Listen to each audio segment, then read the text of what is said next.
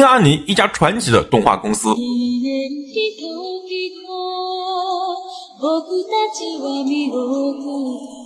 短短2小节的曲子，闪过了多少你心中的神作呢？印度动画创立于1985年 ，OK， 知道这个就差不多了。我们跳过那些介绍起源的繁文缛节，你们不爱听，我也不想查。金阿尼神家动画公司最重要的是什么？是画面。不管这剧情是好评如潮、褒贬不一，还是差评如潮，画面都决定了你对动画的第一印象。就像啾啾夸的再多，画风还是劝退了很多人。如果我同时给你推荐《四叠半神话大戏》和《青音少女2》，都是2010年的动画，都是校园社团生活，汤浅证明、山田尚子，现在看来都是著名导演，样都是高规格的制作，让你选择，你选哪个？别嘴硬，哪怕是班固密这种婆罗门聚集地，精英2的评分数量都快要被杀4叠半了。优秀亲民的画面，就是可以让动画赢在起跑线。而除了画面，金阿尼其实在动画业界也有着很多里程碑式的成绩。费蒙少女乐队的鼻祖肯定不是青音，但是青音确实是开启了大费蒙的时代。同样的，轻改的鼻祖肯定不是凉宫，但凉宫肯定是把轻改风带起来的。只可惜后面金阿尼和角川闹掰了，金属狂潮的星座也认了新妈，长门有些的消失也是画风大改，那有些动画再也看不到金阿尼来做续作了。不过也还好，毕竟金阿尼的改编往往没有什么好名声，放到以前那都管金阿尼叫原作粉碎机的，更别提现在那个臭名昭著的金吹3了。这可能真的是我永远无法和解的动画。既然说到轻改了，那就不得不提金阿尼改编历史中浓墨重彩的一笔了。因果一般提起的动画，弹幕差不多就要飘过无聊、看困了，也就画面好这样的词了。确实，因果乍一看是一部非常无聊的校园日常动画，但有一个细节大家可能不知道，如果一部动画只有画面优秀，但是剧情是普通的，那么这部动画在班规咪这个平台的评分差不多就在7分出头了。但是因果这动画很神奇的有8.2分，那是不是能侧面说明因果的剧情其实是很强的？剧集本身是本格推理和作品中对于天才凡人的议题，其实讲过的人不少，我这里就不说了。我要说的是前面提到的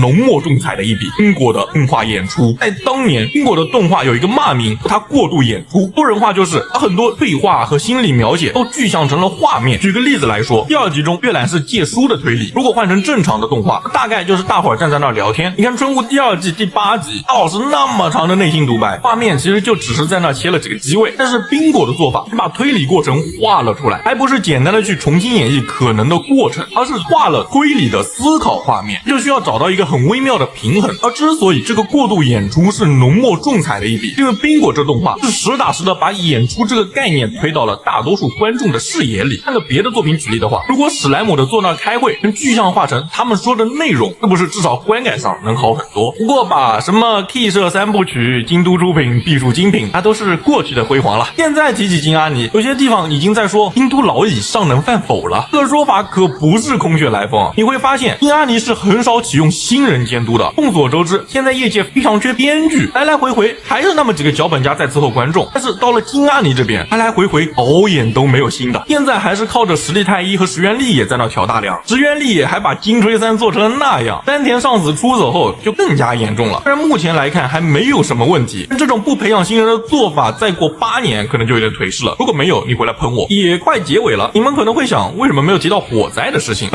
其实我不想提那种让人难过的事情，与其说强行煽情，不如说点开心的。你最喜欢的金阿尼作品是哪部呢？留在评论区和大家一起讨论讨论吧。我是凯基，我想和你聊聊动画。